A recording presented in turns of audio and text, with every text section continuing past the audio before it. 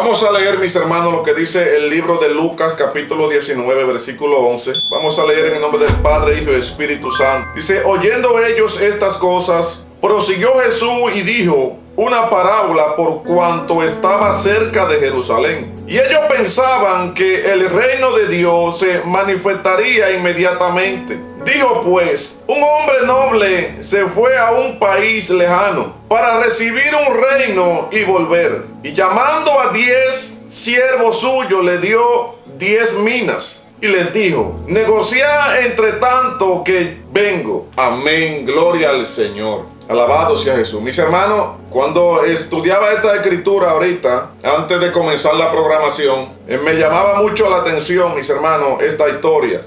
Yo quiero que usted entienda que Jesús no era un hombre de estarse quieto en un solo lugar. Jesús era un hombre de siempre estar en los propósitos del Padre, en los propósitos de Dios, en lo que Dios lo había enviado. Porque él sabía que había sido enviado a la tierra con un propósito y que era necesario de que ese propósito se cumpliese. Por esta razón Jesús iba predicando el evangelio de aldea en aldea, de ciudad en ciudad, de pueblo en pueblo, tratando de así cumplir la voluntad de Dios Padre en la humanidad. Que fuera que conocieran a Jesús, se arrepintiesen de su pecado y alcanzásemos la salvación y la vida eterna. Pero dice la historia que mientras Jesús le iba hablando a los discípulos y a la multitud, ellos pensaban que el reino del Señor iba a ser inmediatamente, que ellos no estaban entendiendo de que el reino de Dios era espiritualmente. Ellos estaban esperando que Jesús se iba a proclamar el rey de Jerusalén y que desde allí él iba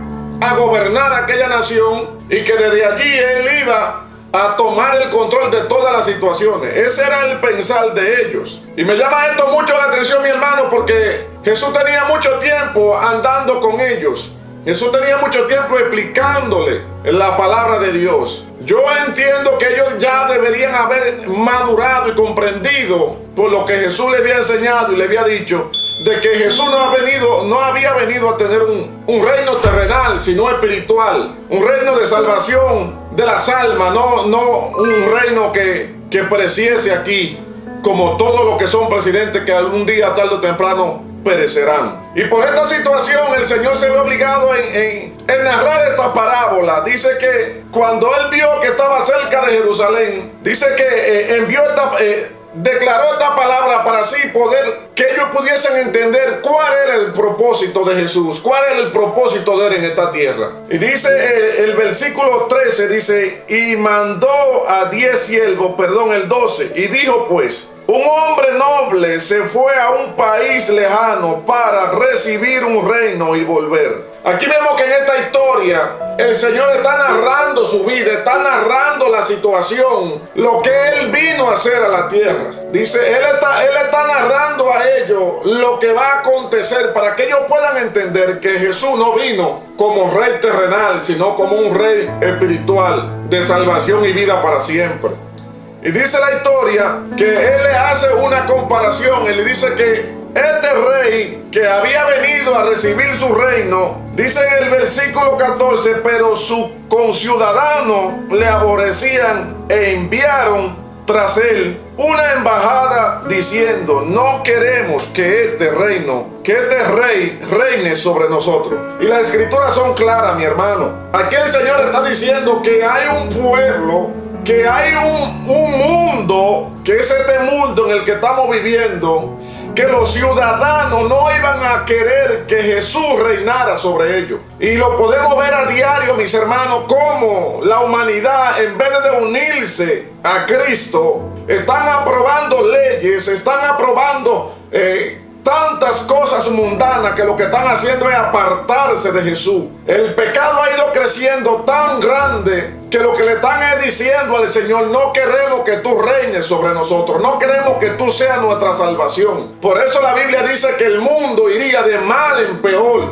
que no habría hijo para padre, ni padre para hijo. Y estamos viendo esa palabra cumplida diariamente, mis hermanos, porque el Señor conocía todo lo que iba a acontecer y nos lo dejó escrito aquí en la Escritura.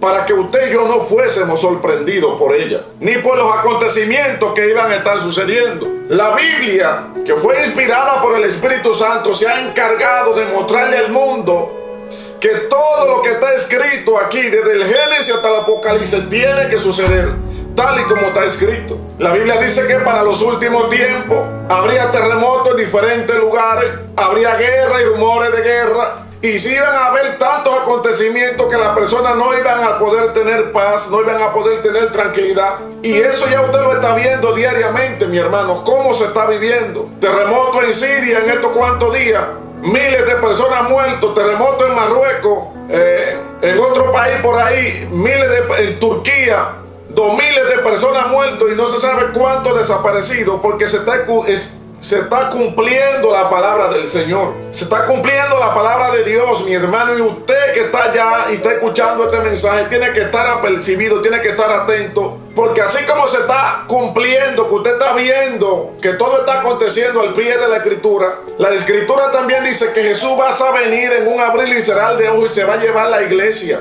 Se va a llevar al pueblo de Dios, se va a llevar a aquellos que estén santificados para el Señor. Y usted que ya tiene el conocimiento de que Cristo viene, no puede estar durmiendo, sino que debe estar atento, debe estar preparado para que en el momento que Jesucristo venga por su pueblo, usted pueda marcharse con él. Por aquí hay algo que me llama la atención, mi hermano, en esta historia. Y es que dice la parábola que el Señor les relató a ellos, que cuando el Señor se iba, llamó 10 siervos. Y a cada uno de ellos le dio una mina. O sea, le dio un dinero para que ellos de ese dinero pudieran negociarlo, pudieran multiplicarlo de una o de otra forma. Alabado sea el Señor para siempre. Y dice la historia que cuando Jesús vino, porque aquel Señor que está hablando la historia es el mismo Señor, dice que cuando Él vino llamó a los siervos, a los cuales le dio el dinero para ver qué habían hecho con eso. Y el Señor te está hablando hoy a través de esta escritura y te está diciendo que llegará un momento donde el Señor vas a regresar nuevamente y tú vas a ser juzgada y vas a ser juzgado. Todos vamos a estar delante de Él y le vamos a tener que dar cuenta a Él de lo que hicimos con lo que Él nos dio. Alabado sea el Señor. Porque el Señor nos está preparando y nos está dando el mensaje para que podamos entender que lo que Dios te dio a ti no es para que tú lo tengas escondido en casa, no es para que tú lo tengas guardado, es para que tú lo multipliques, es para que tú alcances más vida con lo que el Señor te dio a ti, es para que tú ganes más alma con lo que el Señor puso en ti. Y dice que vino el primero, que el Señor le dio una mina y con esa ganó 10, y el Señor le dijo: buen siervo, por cuanto traíste 10, gobernará sobre 10 ciudades. Alabado sea el Señor para siempre. Y dice la historia, mi hermano, no dice que el Señor le dio a uno 2 y a uno 3 y a uno 5, no. Aquí dice que el Señor le dio a todos una mina. No le dio con diferencia a ninguno. En esta historia Él le dio a todito de a una. Pero hubo uno que, como trabajó mucho, mi hermano, con esa mina ganó 10 más. Y por cuanto trabajó, Dios le dio más. En vez de darle las 10 minas, le dio autoridad sobre 10 ciudades, dice la Escritura. Y eso va a pasar con usted también, mi hermana. O con usted, mi hermano, que va a ver o está viendo esta transmisión. Según usted trabaje para Dios, el Señor te va a dar a ti. Dice la historia que como este hombre trajo 10, Él le dio autoridad sobre 10 ciudades. Y dice que vino el hombre, el siguiente, con que el Señor le había dado una mina y le trajo 5. Y Él le dijo: por cuanto traíste 5, también te daré autoridad sobre 5 ciudades. Dándonos a usted y a mí a entender, mi hermano, que lo que el Señor puso en tus manos, te lo vuelvo a repetir, no es para que te quedes con ellos. El Señor puso en ti don de sanidad. Para que haya enfermo, para que cuando tú llegues a los enfermos, tú puedes orar por los enfermos y sean sanados. Y un día el Señor te va a pedir a ti cuenta qué hiciste con el don de sanidad. El Señor puso en ti un don de convencimiento para que por medio de ti tú puedas llevar la palabra y el Espíritu Santo convenza a la persona. Y un día el Señor te va a preguntar a ti qué hiciste con ese don de sabiduría para tú poder llegar a las almas y convencerlas por medio del Espíritu Santo y esas almas se salven. Un día Él te lo vas a pedir a ti. El Señor puso en ti don de profecía para que tú puedas usarlo, profetizar y declararle a la persona. Y un día Él te va a dar a ti, te va a pedir a ti cuenta de qué tú hiciste con eso. Alabado sea el Señor para siempre. Entonces usted, mi hermana, usted, mi hermano que está viendo y que va a ver esta programación, no podemos darnos el lujo de quedarnos sentados sin hacer nada para el Señor. Usted sabe que fue llamada, usted sabe que fue cogido, que fue cogida con un propósito. Y hay que forzarse, mi hermano, para que ese propósito se cumpla. Hay que forzarse para que el Señor haga lo que tiene que hacer con nosotros. Aunque se levante lo que se levante, usted tiene que seguir con el llamado de Dios. Pero ahora algo aquí que me llama mucho la atención, mi hermano, que dice el versículo 20, escuche lo que dice el versículo 20, dice: vino otro diciendo, Señor, aquí está tu mina, la cual he tenido guardada en un pañuelo, porque tuve miedo de ti. Escuche, mi hermano, porque la historia dice que este hombre no trabajó porque tuvo miedo del Señor. O sea, lo que nos da a nosotros a entender que el miedo no viene de Dios, el miedo viene de Satanás. Y si hay algo que Satanás, que el Señor lo reprenda, va a saber utilizar es poniendo miedo en ti. En que cuando tú vayas a evangelizar a alguien, tú sientas miedo de lo que vayan a decir de ti. Es que cuando tú vayas a poner la mano sobre un enfermo, tú vayas a orar por alguien que esté enfermo, ahí va a venir ese miedo y te va a arropar para que tú digas: y si no se sana, y si no recibe el milagro, voy a pasar la vergüenza. Ese miedo lo implantó Satanás para que tú no puedas hacer la obra de Dios. Dice la escritura que estamos leyendo que este hombre que guardó la mina, que guardó el dinero en un pañuelo, porque él está diciendo: porque tuve miedo de ti. No es que era un perezoso, no es que a él no le gustaba trabajar, no, era que tuvo miedo. Y el miedo nos paraliza, mi hermano. El miedo no te va a ayudar, no te va a dejar alcanzar el propósito de Dios. El miedo te va a detener, te va a paralizar, te va a tener estancada. El miedo no va a dejar que el propósito de Dios fluya, que los enfermos se sanen. El miedo no va a dejar que los endemoniados sean libres. Si tú tienes miedo, tienes que reprender ese miedo. Alabado sea Dios, porque ese miedo no proviene del Señor. Acuérdense que en una ocasión, cuando Pedro estaba caminando sobre las aguas, dice que cuando miró los vientos tuvo miedo. Ahí llegó el miedo que Satanás implanta en la vida de la persona y comenzó a hundirse. Si hay algo que nos va a paralizar de ver las manifestaciones de Dios en la vida de nosotros, es el miedo. Cuando usted tiene miedo, usted no avanza, porque usted está viviendo para el mundo y no para el Señor. Cuando usted tiene miedo, usted se desenfoca y usted va a comenzar a vivir para lo que piensen los demás de usted y no para lo que piense el Señor de usted. Hermano, usted no está llamado para complacer al mundo. Usted no está llamado para agradar al mundo. Usted está llamado para agradar al Señor. Usted no puede querer agradar al mundo y agradar a Dios al mismo tiempo, no. El miedo hay que echarlo a un lado. El miedo hay que echarlo atrás. Porque el miedo te detiene. El miedo te paraliza. El miedo te estanca. El miedo no te deja fluir ni te deja ver el propósito de Dios. Alabado sea el Señor. Pero ahora algo aquí que me llama mucho la atención, mi hermano. Escuche lo que dice el versículo 22.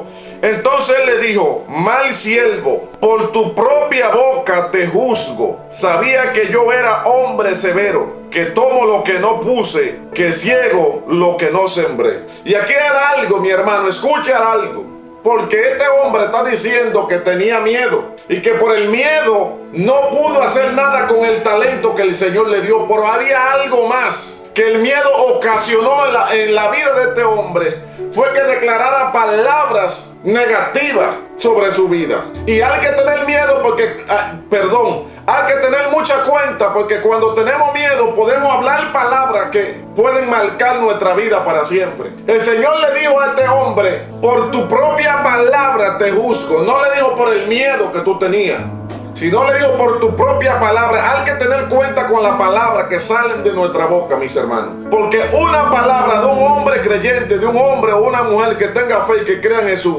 puede cambiar muchas cosas, tanto para bien como para mal. Así que tenemos que tener cuenta de la palabra que declaramos. Dice que el Señor lo juzgó por su propia palabra. En un versículo de la Biblia dice que de toda palabra que sale de nuestra boca, le tendremos que dar cuenta al Señor un día. Porque, hermano, si hay algo que tiene poder en el mundo espiritual es la palabra en el nombre de Jesús. Acuérdese que la Biblia dice que todo fue creado por la palabra de Dios. O sea que la palabra tiene poder. Yo espero que usted desde hoy en adelante suelte el miedo. Recuérdese que el miedo no es de Dios. Aunque el enemigo quiera atemorizarte y paralizarte, suelte ese miedo. Comienza a predicar, comienza a orar, comienza a interceder, porque no eres tú que vas a hacer los milagros, no eres tú que vas a echar fuera a los demonios, no eres tú que vas a salvar las vidas, lo va a hacer el Espíritu Santo por medio de ti. Pero tú tienes que estar dispuesto a no agradar al mundo, sino agradar al Señor. Espero que esta palabra quede clara en tu corazón y que la ponga en práctica desde hoy en adelante en tu vida.